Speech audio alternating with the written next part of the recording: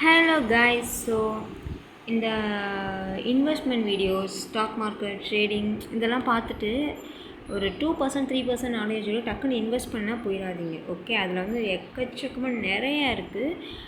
Market எப்படி analyse பண்ணுறது, okay, demand supply, இதுக்கு முன்னாடி 10 வருஷம் பீரியடோட எப்படி மார்க்கெட் எப்படி மூவ் ஆகிருக்கு, ஸோ எல்லாத்தையுமே அனலைஸ் பண்ணிவிட்டு ரூபா அமௌண்ட் இருந்தாலும் இன்வெஸ்ட் பண்ணுங்கள். ஓகே, ஸோ வந்து நிறையா பேர் நம்ம பார்க்குறோம் யூடியூப்லேயே, இவங்க எக்ஸ்பர்ட்டு செபி ரெஜிஸ்டர்ட் அப்படி இப்படின்றாங்க. ஓகே, யாராக இருந்தாலுமே சரி, அவங்க கையில் கிடையாது மார்க்கெட். ஓகே, இட் டிபெண்ட்ஸ் அந்த demand and supply and the gold price, dollar rate எல்லாத்தையும் பொறுத்து தான் மார்க்கெட் வந்து மூவ் ஆகிட்டுருக்கு. சரியா, அதெல்லாம் நீங்கள் வந்து டீப் அனலைஸ் பண்ணிங்கன்னா புரியும். ஸோ எந்த நாலேஜுமே இல்லாமல் டக்குன்னு இன்வெஸ்ட் பண்ணிடாதீங்க. அது ஒன்று.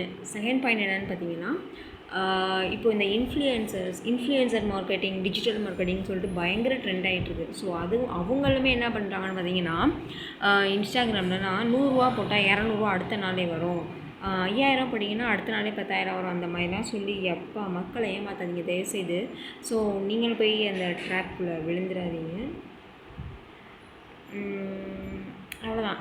ஸோ அவங்க வந்து லட்சக்கணக்கில் அமௌண்ட் வாங்கிடுவான். இன்ஃப்ளூயன்சர் வந்து 3 லட்சம் 4 லட்சம்னு ஒரு ப்ரொமோஷன் வீடியோவுக்கு அமௌண்ட் வாங்கிடுவான். ஆனால் போகிற அமௌண்ட்லாம் யாருது? நம்மளது, கஷ்டப்பட்டு உழைக்கிற நம்மளது. ஸோ கொஞ்சம் கொஞ்சம் கொஞ்சம் யோசித்து அதெல்லாம் இன்வெஸ்ட் பண்ணுங்கள். இன்வெஸ்டே பண்ணாதீங்க. ஓகேவா? எப்போதுமே ஒன்று சொல்கிறேன், உழைச்சி வர்ற காசு தான் நிலைக்கும். சரிங்களா? இந்த மாதிரி இன்றைக்கி 500 போட்டால் நாளைக்கு 1000 வரும் அப்படின்னு சொல்லி சொன்னான்னா தயவுசெய்து நம்பாதீங்க. சரிங்களா? ஈவன் தோ அமௌண்ட்டு மக்களுக்கு வந்துட்டு இருந்தாலுமே அது பக்கா ஃபேக்கு. அந்த இன்ஃப்ளூயன்சர் அவங்க சொல்கிறதா தயவு செய்து கேட்காதீங்க. லைக் இந்த மாதிரி இன்வெஸ்ட்மெண்ட், ட்ரேடிங் இந்த மாதிரி விஷயத்துலலாம் நம்பாதீங்க.